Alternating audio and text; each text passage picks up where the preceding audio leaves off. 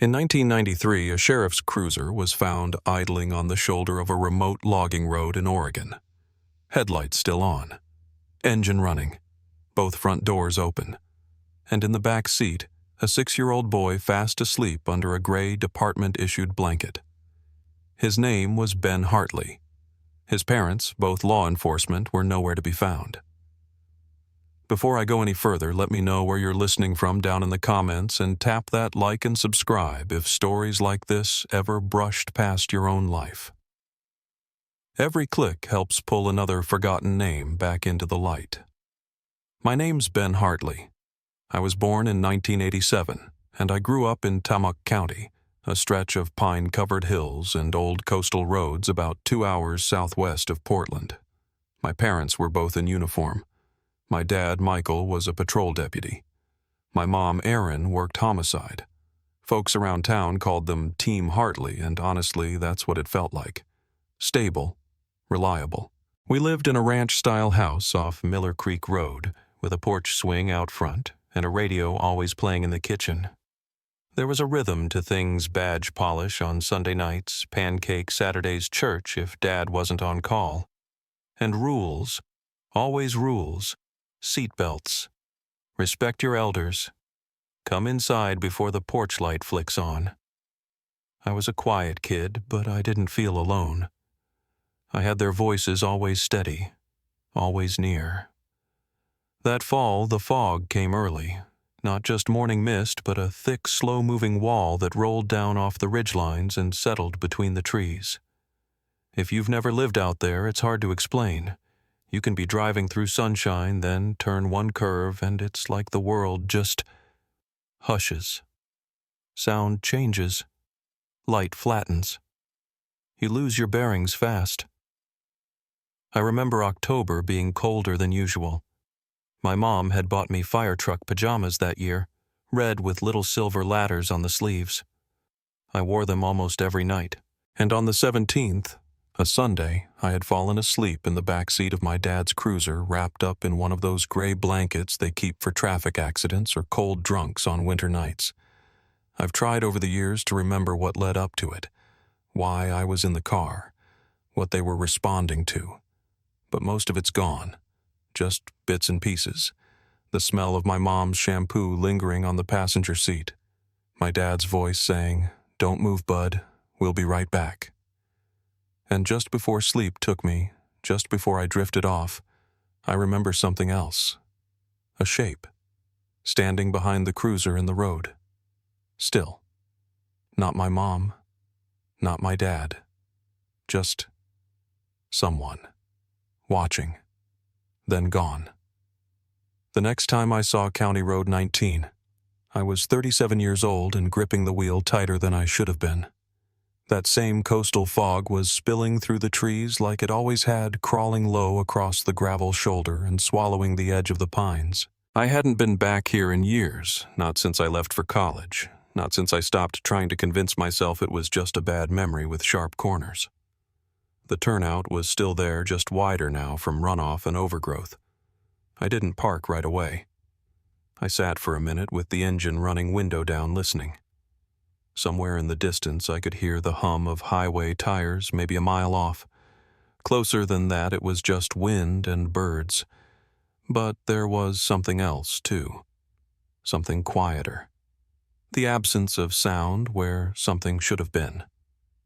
The call had come 2 days earlier. I was walking between classrooms, grading midterms in my head, when a number popped up on my phone I didn't recognize. Oregon area code. I almost let it go. But I answered.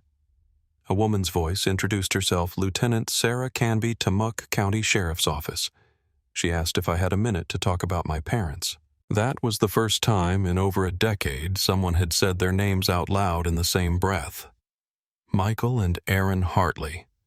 She said something had been found, a structure on private land just outside the city. She wouldn't say more on the phone, just that it was important and that she hoped I could come down. I said I'd be there in 2 hours. The drive south felt longer. I didn't play music, didn't call anyone, just watched the road slide past and tried not to think about the cruiser, the blanket, or the rearview mirror. They had a staging tent set up along a low ridge, maybe half a mile from where the old civil defense property line used to be. I remembered the place vaguely, a no-man's land of runoff ditches and scrub pine that nobody paid attention to unless a fire broke out or a survey crew showed up. Now there were 3 patrol units parked along the hill, a coroner van tucked off to the side, and rows of yellow tape marking the approach. An officer, maybe mid-20s, met me near the trees. She didn't say much, just nodded and led me down a narrow dirt path toward the tent. Lieutenant Canby was waiting inside. She looked tired. Polished professional, but like she hadn't slept in a while. I respected that. There were tagged evidence bags on a folding table behind her, sealed and numbered. She didn't gesture to them right away. She just looked at me carefully, as if checking to see if I still resembled the boy she'd seen in the case file. "We recovered something from the northwest corner of the shelter," she said. "It was lodged beneath a rusted floor grate. We believe it was placed there intentionally." She reached for the first pouch and held it up.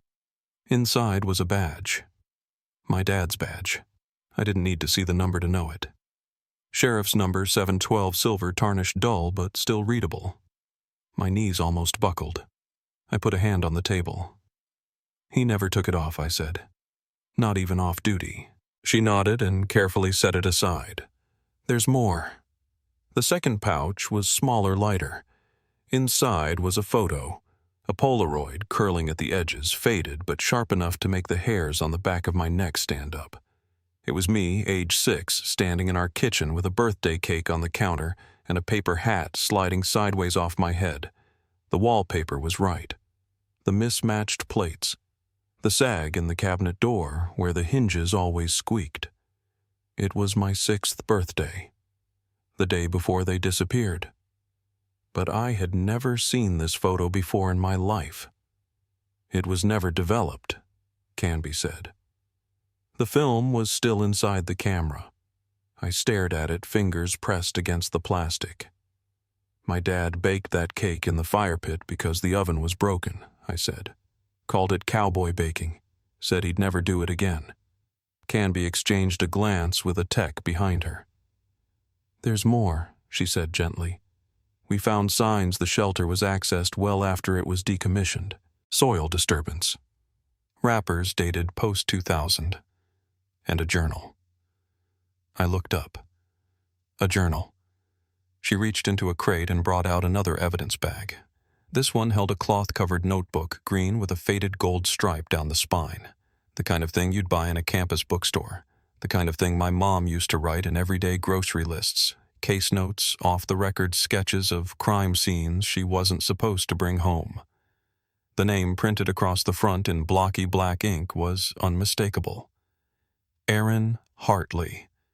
Preliminary ink testing suggests entries continued into the mid-2000s, she said. Some shorthand, some longhand, some almost illegible. My throat tightened. "She was alive," I said, "for years." Canby didn't answer that. She didn't have to. "We're still processing the contents," she said. "But from the pages we've reviewed, someone else was in the shelter with her. Possibly more than one. And one entry mentions a boy. He lets the boy visit now, but won't let her see Michael." I blinked. That wasn't me. "We don't think so," she said. "We think someone else was there. Or had been." My hands were shaking. I tried to steady them on the edge of the table. That night, I couldn't sleep. I sat in the motel with the photo still sealed in the pouch, staring at it under the room lamp. Everything in the background was right.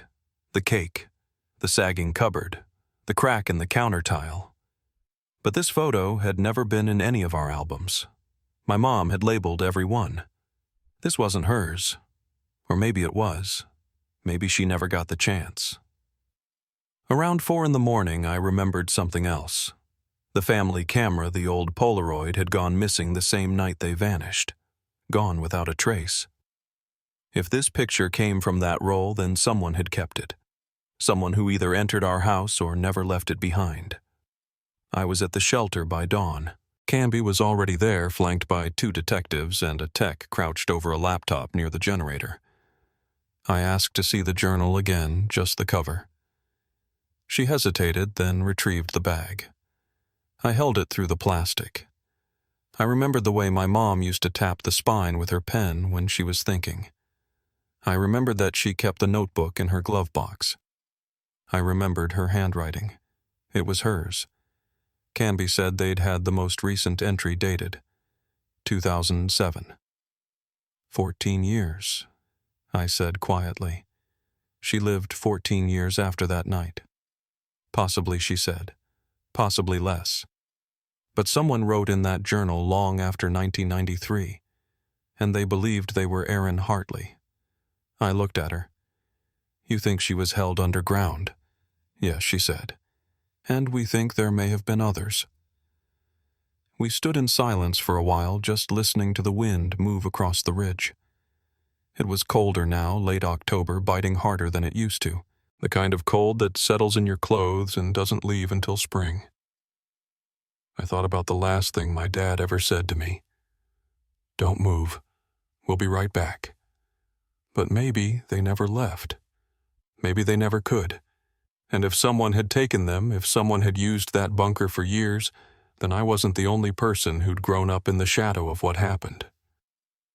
And I wasn't the only one they left behind. Somewhere out in those trees, someone had stood still in the fog while my parents stepped into the dark. And now, 31 years later, they'd left something behind.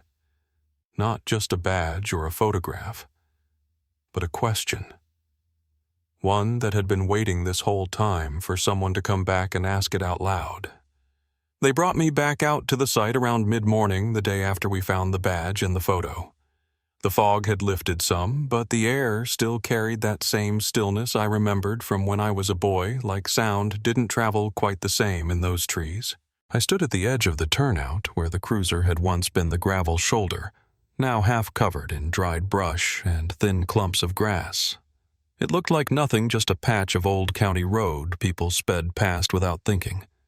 But I remembered the angle, the way the cruiser had been parked, slightly crooked driver's side door open to the dark. I could still hear the static from the radio that night, that faint crackle of a signal that never quite came through. And I could still feel the moment I woke up alone, wrapped in a blanket that didn't smell like home anymore. Just polyester and cold vinyl seats. I crossed the road and stepped into the woods. I don't know what I was looking for exactly. Maybe I thought I'd feel something. Maybe I just didn't want to stand in the same place where they'd disappeared and do nothing. About 50 yards and the land started to slope. I followed a path that was barely visible unless you were looking for it. Just a narrow depression in the pine needles winding downhill, then veering east. At first I thought it was an animal trail, but something about the angle, the wear of the underbrush told me different. I ducked under a low branch and stepped over a rusted fence line. The wire had snapped in places and curled back like old staples. On the other side, the path continued, slightly more worn, like it had been used more than once. 10 minutes later, I came across what looked like the remains of a hunting blind half collapsed and buried under pine needles and moss. A tarp torn and frayed was wrapped around part of the frame. I knelt to get a closer look, brushing some of the debris aside. That's when I saw the canteen dented old military issue. I turned it over with the edge of my sleeve. On the bottom, scratched faintly through grime and age, were the initials M.H. I didn't touch it again. I stepped back, pulled out my phone, and called Canby. I gave her the directions, old fence line east of the turnout 15 minutes in. There's something here, I said. You'll want to see it for yourself. She showed up fast, maybe 30 minutes later, with 2 officers and a forensics tech in tow. They approached quiet, like the place deserved silence. Canby ducked under the same branch I had looked at the tarp, the rusted frame, then crouched beside the canteen. This was hidden, she said. Not just dumped. She stood slowly, scanning the trees. If someone was out here in 1993, they would have had a direct line of sight to the road. I pointed back toward the slope. The cruiser would have been right there, plain as day. We were still standing there when one of the deputies came back from scouting the ridge above. "We found another trail," she said. "Heads west, runs behind the old state-leased property. There's a clearing with some kind of shed." Canby nodded. "We'll check it. Ben, I'd like you to stay back with Officer Langston. We'll radio if we need anything." I shook my head. "No, I want to see it. I'm not here to watch from a distance." She hesitated. "You understand this is still an active site. I can't have you stepping into a scene. I won't touch anything I said. I just need to know what's there." She looked at me for a long moment, then finally nodded. "Stay close. No exceptions." The trail was tight, root-heavy, and narrow, barely wide enough for two people side by side. We followed it slow, pushing through branches that hadn't been cut back in years. The forest grew darker the farther we went, the canopy overhead closing tight until it felt like dusk, even though it was barely noon. And then, without warning, the trees opened up. The clearing wasn't big, maybe the size of a backyard, but tucked at the edge was a small corrugated steel shed, maybe 10 by 12 feet, leaning into the slope, like it had always been part of the hill. The lock on the door was fresh, too fresh. One of the officers raised his weapon and Canby stepped forward with a hand on her sidearm. She gave the signal. The bolt cutters came out. The lock snapped clean. Inside, the air was stale. No lights, no insulation, just poured concrete walls and the faint smell of metal and old paper. My flashlight swept the room. There were shelves, cardboard boxes, mason jars, coils of wire, a table against the far wall. But what stopped me cold was the corkboard behind it, warped from damp, covered in photographs. I stepped closer. Every photo was of me, some recent, some I didn't recognize. Me on a bicycle outside my grandmother's house. Me in college walking past the dorms. Me 3 years ago exiting a courthouse downtown. All taken from a distance. All without my knowledge. Canby moved in beside me, her voice low. "This wasn't just about your parents," she said. "Someone's been watching you for a long time." I backed away. My hands were cold.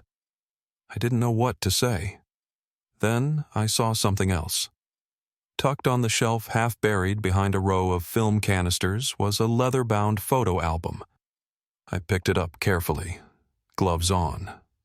The cover was cracked, the edges frayed. I opened it.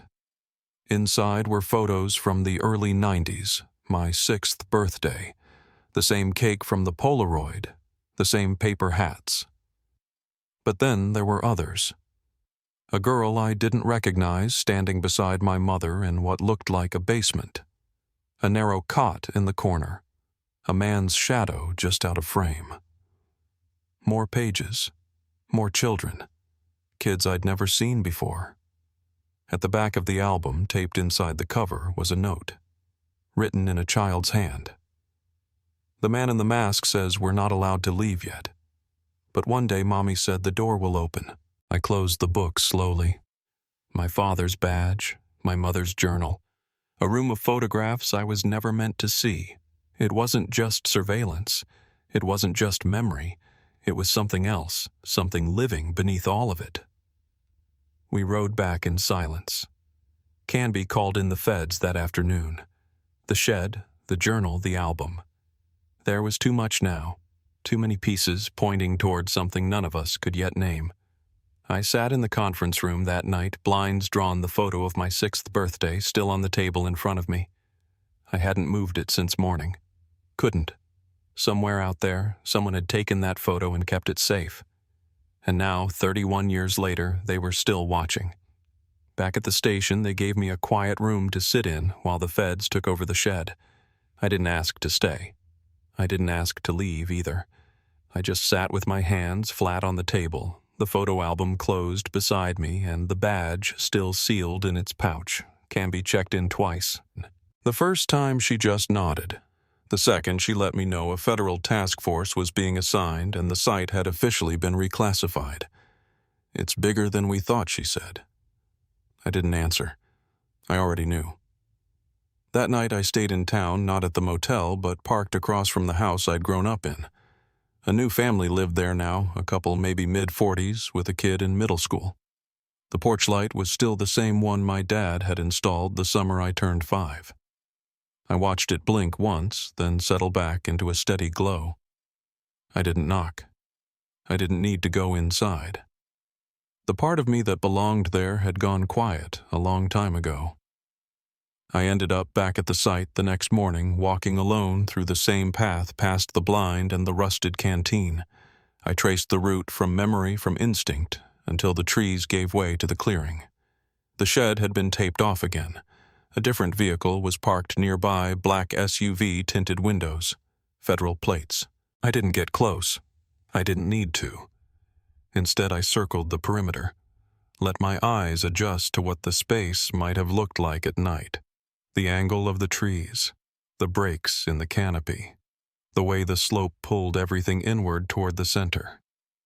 The place had been built with purpose, not just a hiding spot, a vantage point. And if someone had stood here watching, then everything they saw, every move my parents made that night was by design. The agents let me walk as long as I stayed behind the line. I didn't mind the distance. It gave me room to think. I started asking myself questions I hadn't let surface before. Why leave me in the car? Why take them and not me? And why, after all this time, were pieces of it showing up now? It didn't feel random. It felt timed. Like something was opening on a schedule I wasn't meant to interrupt. Canby called me that afternoon and told me to come back to the station. When I got there, she had a laptop open with a freeze frame from a security feed. It showed a man at an ATM, hoodie up, mirrored sunglasses, gloves. The angle was grainy, but the timestamp was clear 12 days ago. The account ties back to an alias, she said. Eric Lohan. Registered in Washington, but the withdrawals are local. I stared at the image. There was something familiar in the way he stood, the set of his shoulders. Then another image came to mind, one from a VHS tape we'd digitized years ago. Halloween 1991. Me in a fireman costume running through a pile of leaves. My dad in the background raking. And a man at the edge of the frame walking past the fence. Same build, same tilt of the head. He'd been watching us back then, too. That night I pulled the old tape from my external drive and lined up the frames. It wasn't conclusive, but it was enough. I brought it to Canby the next morning. She added it to the board right next to the shed photos and the photo of me asleep in the cruiser. We spent hours sorting through surveillance reports, property records, name variants. One stood out, Garrett Lewis, K.S. It wasn't a real name, not fully, but it kept showing up just beneath the surface. Visitor logs, deed transfers, disconnected phone numbers, and then a name I hadn't heard before, Curtis Layton, Civil Defense Maintenance Division, retired May of 1993, 5 months before my parents disappeared. We dug into the personnel file. It was thin, no next of kin, no exit interview, just a retirement request marked medical and a note in the margin that read, returned to civilian status. There was a photo, black and white, taken in '81. Something about the eyes. Not cold, not blank, but set too far back like they weren't used to daylight. A print had come back on my father's badge, but it wasn't his. It was Layton's. And according to all available records, he'd fallen off the grid in 2002. No forwarding address, no utilities, no taxes, just gone. I remember asking Canby if he'd ever been looked at during the original investigation. She shook her head. He wasn't flagged. No connection to the department, no criminal record, just another quiet employee who left before anything happened. I nodded, but something didn't sit right. If he'd been working on those shelters, if he knew which ones were off the books, then maybe he hadn't left at all. Maybe he just moved underground, and maybe someone else followed him there. By the end of the week, we had 3 facial recognition hits from the photo album found in the shed. 2 matched missing children reported in Oregon between 1990 and 1995. The third was inconclusive. Not enough resolution. but it was enough to widen the case. This wasn't just about my parents. It wasn't even about me. It was about something deeper, something systematic. Canby and I sat down with the FBI liaison late Friday. We walked through everything: locations, timelines, aliases, even the old civil defense maps. A pattern was starting to form. The shelters weren't random. They were placed near old service corridors, unincorporated land, former military installations, places where people didn't look, places where records got lost. That night I went back to the house again. The family was out. Lights were off. I sat in the driveway, staring at the porch. There was a spot by the door where the paint still peeled from the same corner I used to scratch with my fingernail. It hadn't changed. I reached into the glove box and pulled out the film roll I'd found hidden behind the drawer track, the one labeled October for Mike. My mother's handwriting, still legible after 30 years. I drove it across town to the only shop that still developed film by hand. A man named Alan ran it. 60s, soft-spoken, smelled like toner and stale coffee. He took the roll without blinking. "I'll do my best," he said. "No promises." I waited in my car for nearly 3 hours. When the call came, I was already halfway to the door. The prints were drying on a metal rack when I walked in. 24 exposures, some faded, some murky, but a few were sharp. My parents in uniform standing in the backyard, my mom at her desk working late, the cruiser's interior, and one photo near the end off-center, partially blurred but unmistakable. A man's face, mid-40s, receding hairline, glasses, and a smile that didn't belong in any of those frames. I took a photo of it with my phone and drove straight to the station. Canby didn't ask questions. She ran the image through the system, cross-referencing it with past visitor logs, known aliases, institutional records. The match came from a 2005 psych facility visit. A man using the name Garrett Shane had checked in to see a patient, Curtis Layton. No family connection, no listed occupation, just a forged ID and an expired county access badge that had slipped through audit cracks. The facility flagged it years later. No one followed up. Canby looked at the screen, then at me. "He was already inside," she said. "And he wasn't done." I nodded, the image still open on my phone. The smile never left the frame, just stared back like it had been waiting this whole time. Watching, measuring. And now that the pieces were moving, I knew one thing for certain. He wasn't working alone. He never had been. And if Layton had been the architect, then KS was the hand that turned the key. The door had been opened once. It could be opened again. But now, for the first time in my life, I was on the other side of it, looking back. Alan called 2 days later. He said the negatives had been scanned to disk, that he'd marked the frames I might want to show Canby. I picked them up before the shop closed, just a slim black case with a sticky note that said, "Check frames 2124. Back at the motel, I waited until it got dark, then pulled the shades and watched them on my laptop one by one. The final 4 showed something I couldn't quite name, just a stretch of unmarked road snapped from inside a moving vehicle. The light was low, maybe sunrise. In the last frame, a partial sign appeared on the right side of the shot. Only the letters CR19 were visible, but I recognized the shape of the post and the slope of the shoulder. It was county land. Northern edge of Jefferson, just before the boundary drops into the no-service zone. My dad had taken that photo, and whatever he was documenting, he hadn't gotten to finish. The timestamp was dated 3 days before they vanished. Canby reviewed the scans with me the next morning. She didn't say much, but she did print out frame 24 and pinned it under the map. "We'll pull the plats," she said. "Look for anomalies, drainage surveys, utility overlaps, anything that would have kept it off the books." I nodded. Something about that stretch had mattered enough for my dad to drive out early camera and hand badge clipped to his collar. It hadn't been random. It was evidence. He just hadn't lived long enough to file it. We drove the road ourselves that afternoon, Canby in the lead SUV, me in my own car following behind. Cell reception cut out exactly where I remembered just before the tree line thickened and the shoulder narrowed to gravel. We parked near mile marker 109 where the map showed a discontinued fire trail branching off west. The first few hundred feet were easy enough old tire grooves, flattened brush.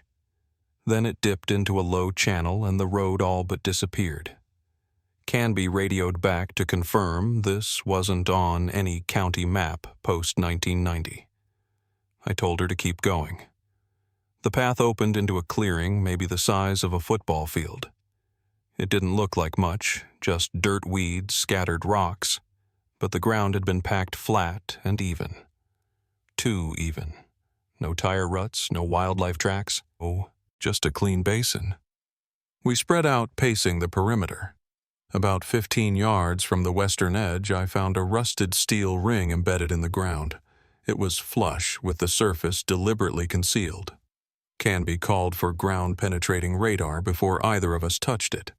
The team arrived the next morning. I stayed through the night. Around 3 a.m., I walked the line of trees again and found a break in the brush that looked too clean to be natural. It led to a depression just wide enough for a person to lie down in, covered by netting and leaves. Old, but not untouched. Someone had been using it to watch the clearing. Not recently, but long enough for the pattern to hold. I didn't tell Canby about that part. Not yet. I needed to understand what it meant before I said it out loud. By noon, the radar had flagged a rectangular void 8 feet beneath the ring. Reinforced structure, metal-lined. No known utility grid. No record of construction. Canby ordered excavation immediately, but the team had to wait on a sealed warrant. Too many agencies were now involved to move fast. I stayed at the edge of the clearing while the trucks pulled out, watching dust settle over the same dirt my father had walked. I tried to picture him standing here, camera in hand, tracing the same lines with his eyes. It wasn't nostalgia. It was calculation. He'd found something.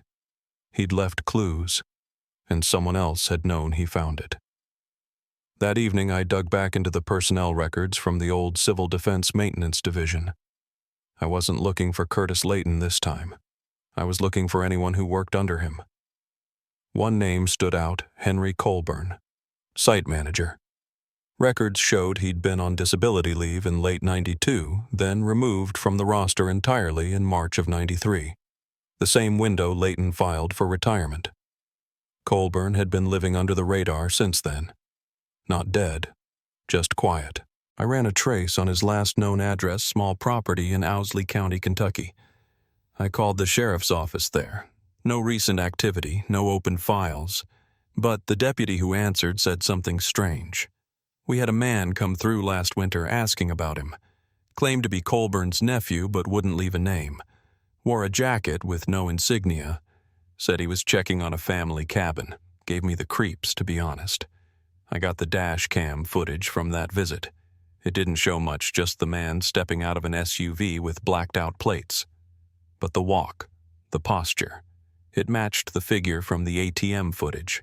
Sunglasses, hood, same frame. Whoever he wasn't done tracing old footprints. And now he was crossing county lines to keep the rest buried. The excavation resumed 3 days later. They broke through the surface just after dawn. What they found wasn't a bunker or a shelter. It was a chamber. Roughly 16 by 20 feet, steel-framed walls, lined with heat insulation panels. A hatch opened downward, not up like it had been meant to trap sound rather than prevent entry. There was no furniture, just 4 chairs bolted to the floor, all facing the same direction, all with leather restraints still hanging from the arms. The agents called it a holding cell. But that wasn't right. It wasn't a prison. It was a theater. Designed for watching, or waiting. In the far corner, someone had scratched a message into the metal with what looked like a key or a nail. The words were faint, but still legible. Don't let the boy forget. I stood there for a long time staring at that line. Canby didn't ask if I wanted to step out. She just stayed near the hatch, letting me decide how long I needed. I didn't touch anything. I didn't take photos. That space didn't belong to the present. It belonged to the people who had been inside it, and to whoever had made sure it stayed hidden until now. Later that night, we cataloged the items removed from the chamber. A matchbox from a closed-down motel in Missouri, a blank Polaroid, a pen with no ink, and a piece of cloth folded into a neat square with the letters RM4 written in the corner. Canby said nothing at first, just logged it under evidence tag 221C. Then she looked at me and said, "That was one of the sectors. Radio Maintenance 4. My father used to talk about it. I asked if he'd worked civil defense. She nodded, briefly. Just after the war, before everything went quiet. That was the first time I realized how deep this went. Not just through the department, not just through Layton or Colburn or Garrett Shane, but through bloodlines, families, inheritance passed down not in property, but in silence. This wasn't a story with an ending. It was a loop. And I was standing inside it. I got back to the motel just before midnight. There was an envelope taped to my door. No stamp, no return, just my name in all caps. Inside was a single photograph, a picture of me, not recent, not childhood, but somewhere in between, maybe 17, sitting in a diner booth looking down at a menu. I didn't remember the moment, didn't remember being watched, but there it was, proof that someone had kept their eyes on me long after I thought it was over. I turned it over. On the back, written in blocky blue ink, were 4 words: "You're close. Stay quiet." The photograph stayed in the drawer for 2 days. I didn't show Canby. I didn't tell Alan. I just kept staring at it when I thought no one was looking.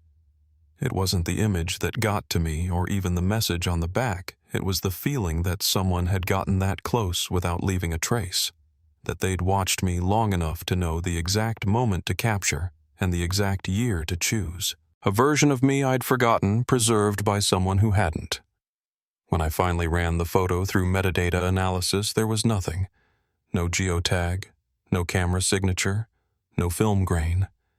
It had been reprocessed, either copied from an original or developed in a private lab with the identifying markers scrubbed. Whoever sent it wanted me to know they were nearby. But not where, not when, and definitely not why. I finally told Canby on the 3rd morning.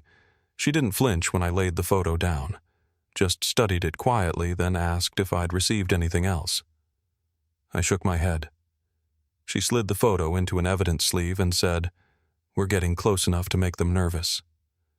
Then she opened her laptop and pulled up an old internal memo from the Department of Emergency Preparedness, dated July 1987.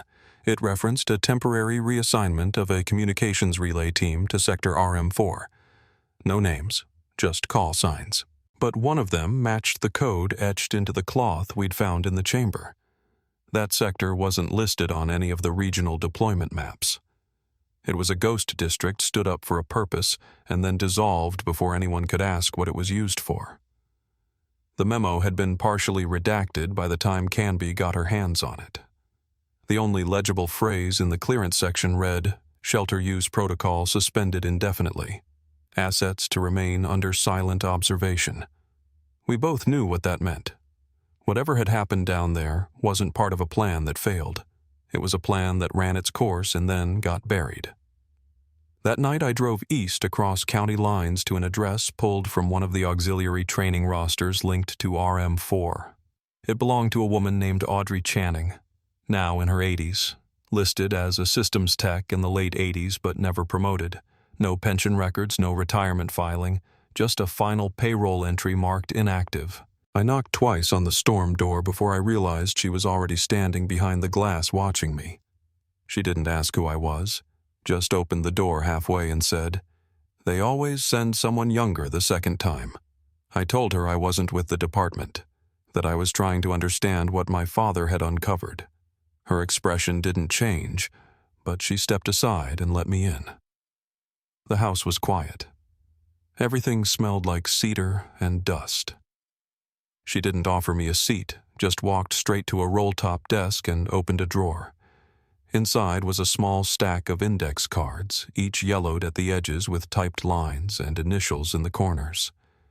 She handed me one. It read, Exit 14B Noise Corridor 4 Total. I asked her what it meant. She said, it was an observation report. I typed those myself, 1 card per incident. They'd come in over the relay line all hours. Short messages, always anonymized. I asked what noise corridor referred to. She hesitated, then said, sound fields. Artificial ones. They called it induced orientation. Put someone inside one long enough they'd forget which way was north, or how long they'd been there. I asked what happened to the people inside. She didn't answer, just turned to the next card, handed it over. RM4 confirmed. Watchpoint relocated. Avoid contact. I asked her who signed off on the closure. Her voice was low. Not closure, containment. She sat down for the first time, motioned for me to do the same. There was a boy once. Not from any of the files. Just showed up one night at the edge of the station perimeter. Wouldn't speak. Wouldn't run. Just stood there tapping the same rhythm on his chest over and over. They took him inside. He didn't come out. I asked how old he looked. She said maybe 6, maybe 7. They said he was a repeater. That was the term they used. Like he'd already been through once before. Like we'd missed him the first time. Her eyes didn't blink for a long moment. Then she said, that's when I stopped asking questions. I didn't sleep when I got back. I printed out the index cards, scanned every one, built a cross-reference log with the call signs we had from the memo. 3 matches. One of them belonged to Henry Colburn. Another to a man named Raymond Jeffries, never mentioned before but attached to 2 separate debriefings flagged for destruction in the mid-1990s. His last known position was with the Municipal Zoning Office in Silver Hollow. I checked their staff list. He wasn't there now. But a Raymond Jeffries had signed the permit for fire trail maintenance back in '93, the one that covered the very land the chamber was built on. By the next morning, Canby had secured a quiet interview with a retired zoning official who remembered Jeffries. Kept to himself, she said. Always carried a clipboard even after digital took over. Didn't say much, but he had clearance. We were told not to delay his filings. When asked what he looked like, she said, tall, pale, left-handed, walked like his shoes were too tight.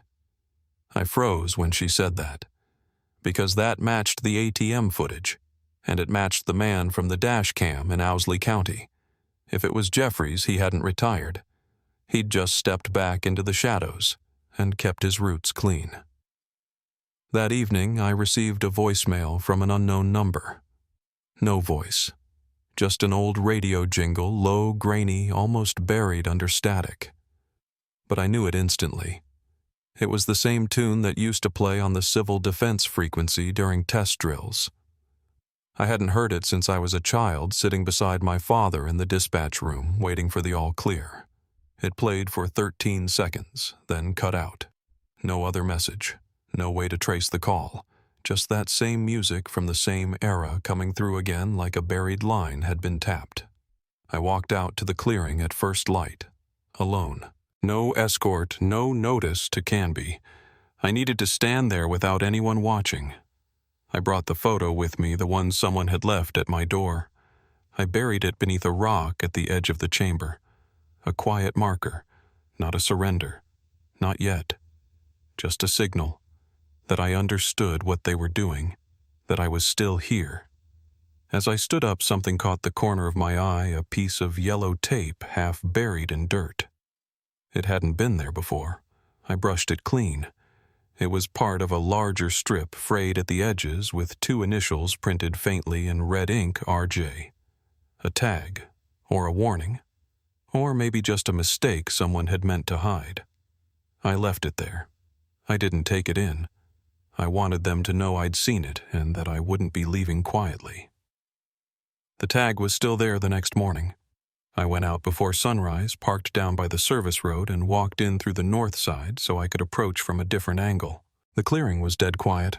No birds, no wind, just that early fog that settles flat across the ground like it's waiting for someone to disturb it. I stood where I'd been the day before, halfway between the chamber and the old utility markers, and looked down at the strip of yellow tape. The initials were faded but not gone. RJ, still legible, still meant to be seen. I didn't pick it up. I just stared at it and let the silence stretch, hoping something in the stillness would shift, but nothing did. Back at the office, Canby was already working when I came in. She had maps spread across 2 tables, one original zoning chart from '87 and another updated overlay she'd built from permit records going forward. They didn't match, not even close. What was once labeled a buffer zone on the old map now showed up as an emergency access easement rerouted in 1994 without any visible change in the terrain. When she overlaid satellite imagery from the last 10 years, we found something else. A patch of forest about the size of 2 football fields, where no seasonal changes registered. No leaf shedding, no snow accumulation, just a flat green image year after year. A static mask, artificial overlay, like someone wanted it to look like nothing had changed, like nothing was ever there. We traced the coordinates and pulled every public land use record we could find. The plot had been assigned to the Forestry Service in 1991, then quietly transferred to Civil Asset Management 3 years later. No construction, no development, just monthly logs marked non-active, hold for reclamation. The most recent file was dated 5 months ago, still active, still held. Canby called in a favor with a contact in the archives who owed her from a case out west. By that evening, we had an internal inventory sheet from 1993 that listed the location as Site 9, interim housing, long-term observation. Beneath that, in faded pencil, someone had scribbled a short note, 9 keys, 1 subject retained. That was it. The next morning, we went out together. No police escort, no local contact, just 2 rented 4x4s and a pair of radios that barely worked outside the ridgeline. We reached the edge of the masked zone around 10:15 a.m. The sun was high, but the trees blocked most of it, and it was quiet in the wrong way, like the sound didn't carry. Even our boots didn't crunch the way they should have. We kept going until we hit the border of the frozen patch. The trees here were too straight, too evenly spaced, like they'd been planted, manufactured. A little farther in, we found the fence. Chain link, maybe 10 feet tall, draped in camouflage netting that had started to rot at the seams. It wasn't on any map, but someone had maintained it. There were fresh ties on the lower corner and a trail where the brush had been cleared. That's when we found the gate, locked with a rusted chain and a keypad bolted to a welded panel. The keypad didn't work. No power. But the lock had been opened recently. Tiny flakes of rust had broken away and the pin was loose. Someone had been here, not long ago. We circled the perimeter twice before Canby spotted the side entry. It was half covered by a rock pile and a collapsed wooden post, but you could just make out the seam of a hatch beneath it. She didn't hesitate, just knelt down and started clearing debris. I followed. It took maybe 20 minutes to get the hatch loose, and even then it didn't swing open like a door. It lifted slowly as if something inside was holding pressure. The air that came out wasn't foul exactly, but stale in a way that clung to your clothes, like paper and stone and old electricity. We dropped a glow stick down first. It landed on concrete about 8 feet below. Metal ladder on the side wall. No markings, no rails, just a square shaft leading into shadow. I went first, and the room below was empty, bunker style. Poured concrete walls, no furniture, no visible power source.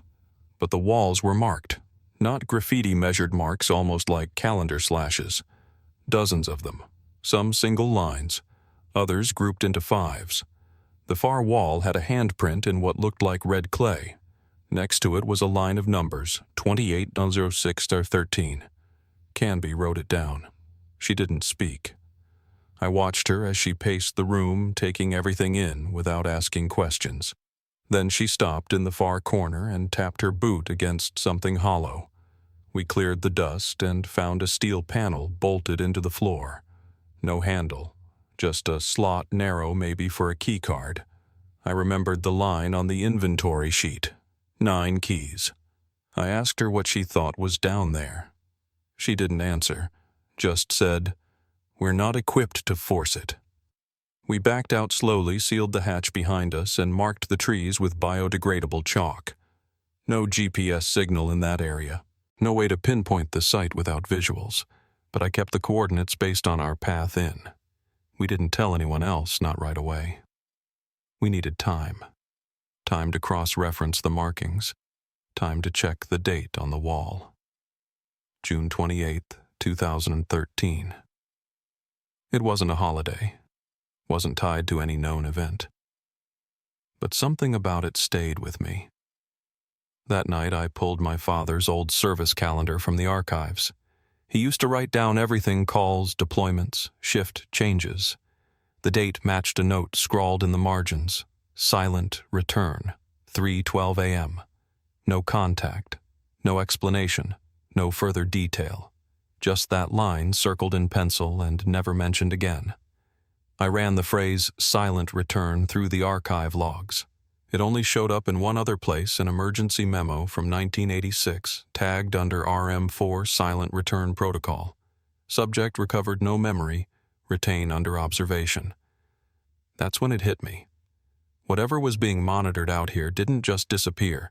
It came back, changed, scrubbed, observed, and maybe eventually released.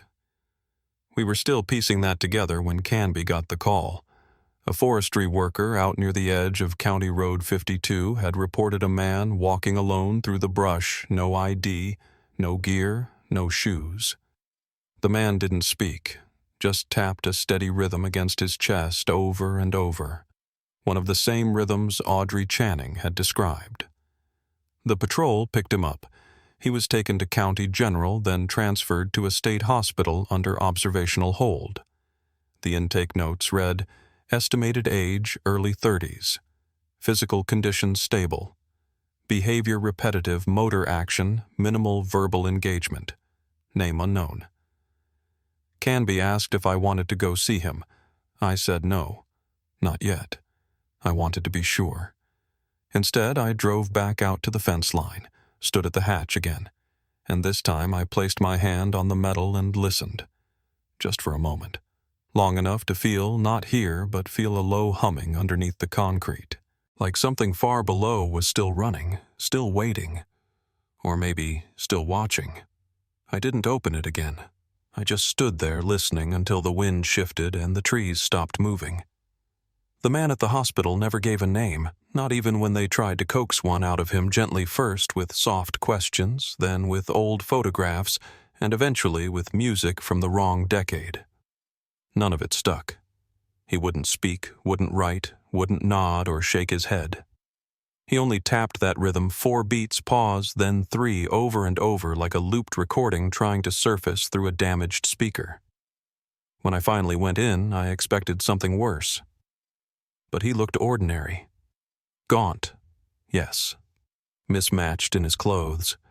His nails were clean, but his hands were calloused. Mid-30s maybe, with eyes that didn't land anywhere long.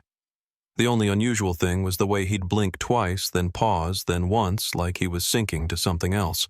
It took me a few minutes to realize he wasn't responding to me.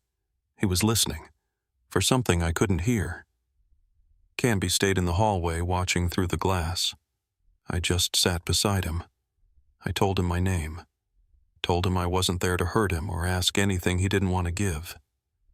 I said the word Channing once gently, and watched his fingers freeze mid-tap. They hovered there, curled. Then he started again, but slower.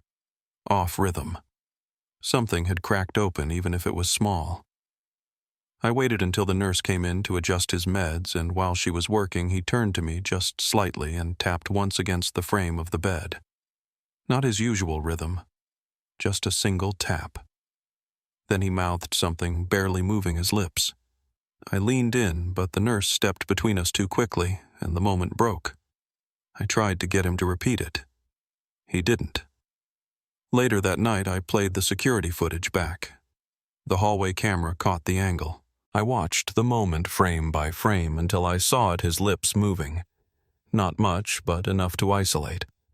I sent the clip to a friend in audio forensics who owed me a favor.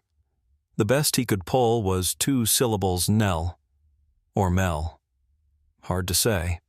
Nothing that matched any name in our file. But it was something. The next morning, Canby brought me a manila envelope marked with state intake codes. It was a file from 1989, long sealed on an unregistered child recovered from a compound fire outside Brushwood, Oregon. The intake officer listed the boy as roughly 4 years old.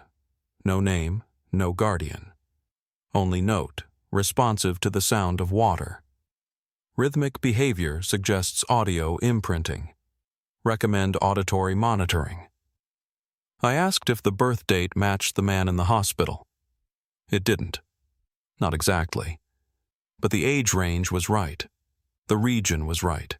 And the file had been sealed under the same project code we'd found on the concrete wall RM4.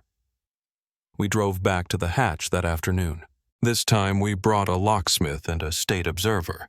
We didn't tell them everything, just enough to justify the breach. The observer was younger than I expected. Early 30s, clean suit, no questions. He only asked once if we'd notified Federal Asset Control. We hadn't. He didn't push it. The locksmith worked quietly, focused on the lower panel. The keycard slot was still inactive, but he used a thermal sensor to trace the last heat pattern around the lock. It lit up faintly in 3 places, forming a triangle. He said that kind of marking usually meant pressure activation manual override for someone who already knew the pattern. It took him 20 minutes to isolate the catch and pry the panel loose. Beneath it was a shallow recess, and inside that a ring of keys tagged with faded masking tape. 9 total, just like the note.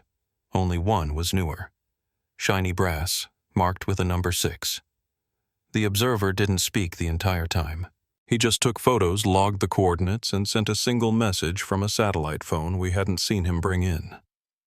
Then he walked back to his vehicle and left without a word. We stayed. Canby turned the brass key in the hatch lock and waited. Nothing. Then, as she began to withdraw it, we heard a click low and mechanical somewhere beneath the floor. A separate mechanism. I pulled the hatch open again. The same stale air came up, but colder now. Deeper somehow. When we climbed down, the original chamber looked unchanged, but the far wall, the one with the handprint, had shifted. Just slightly. Enough to reveal a seam we hadn't noticed before. There was a door. No handle.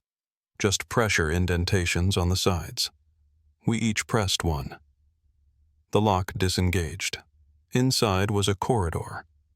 Narrow, dry, not recently used.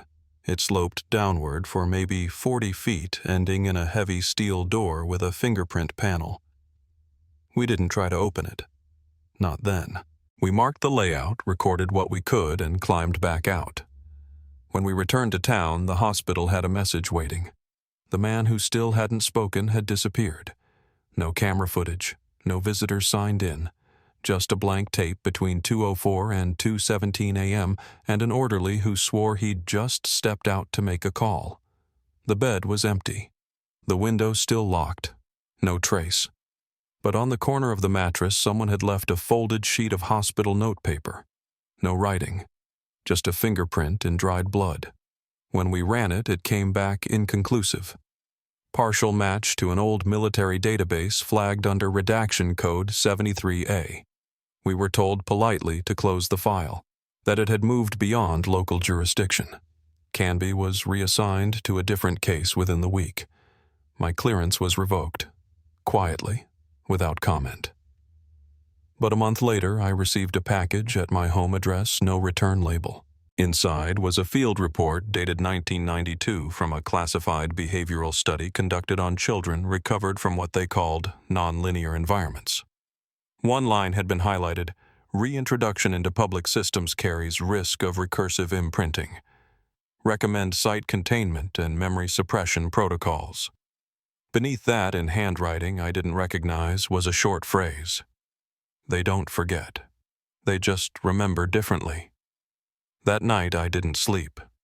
I kept thinking about the door at the end of the corridor, about the handprint, about the rhythmic tapping I'd started hearing again, not in the hospital, not in the forest, but in the back of my own head. A pattern that didn't match anything I knew. I wasn't sure if it had started recently or if I'd just started noticing. I tried to write it down. 4 beats, pause, then 3. Same as before. But now it felt incomplete, like something was still waiting to be finished. The corridor was sealed the next day. Concrete poured key slots removed everything logged as structural reinforcement for a decommissioned water access line. That's what the paperwork said. Canby filed her final notes from a temporary desk across town. I didn't see her again after that. She left a voicemail 2 weeks later, said she was taking time off, somewhere quiet, no forwarding number. I understood. By then, I'd started hearing from people I didn't know. Letters without return addresses. One came wrapped in a child's drawing of concentric circles with eyes in the center. Another included a photo, blurry and yellowed, of a concrete room with 9 cots and nothing else. The back just said, "Do you remember room 5? I kept my distance. From the case, from the press, from the door we'd opened and almost walked through. But I never fully stepped away. Some stories don't close just because the file's been sealed. Sometimes they just change shape. The man from the hospital was never found. No confirmed sightings. No fingerprints flagged again. But every few months a pattern would emerge in a place it shouldn't. A subway station's background audio, a static rhythm in a call center line, a half-tapped beat recorded by wildlife callers in the Pacific Northwest. 4 beats. Pause. 3. Always the same. I don't know if he was one of the 9, or something that was made from them. I don't know if he escaped something or was sent to make sure the door stayed shut. All I know is that when he looked at me, it felt like he already knew what I would ask and that my asking was the point. There's no comfort in that, just a kind of quiet obligation. You carry the knowledge now, even if no one else wants to hear it. I've learned that most people don't want mystery. They want sequence, motive, names. But this story never gave me that. It gave me silence and symbols and a sense that somewhere someone had been cataloging lives without consent, rewriting them, maybe even erasing them. And for a few months, I became one more line in their record. I don't regret it. But I haven't tried to reopen the case. Not because I'm afraid of what's behind that second door, but because I think it's still open somewhere else, still unfolding, in ways that don't need a badge or a title to matter. If you've stayed with me this long, thank you. That means more than you know. If something in this story rang familiar, a pattern, a silence, a memory that never fit, you're not alone. I don't know if we'll ever have answers, but we can keep asking the right questions. And sometimes that's the beginning of truth. If this story stayed with you, share it, speak it, remember it. Because some names aren't written in files, they live in the spaces we don't look at long enough, and if we forget them, they really do disappear.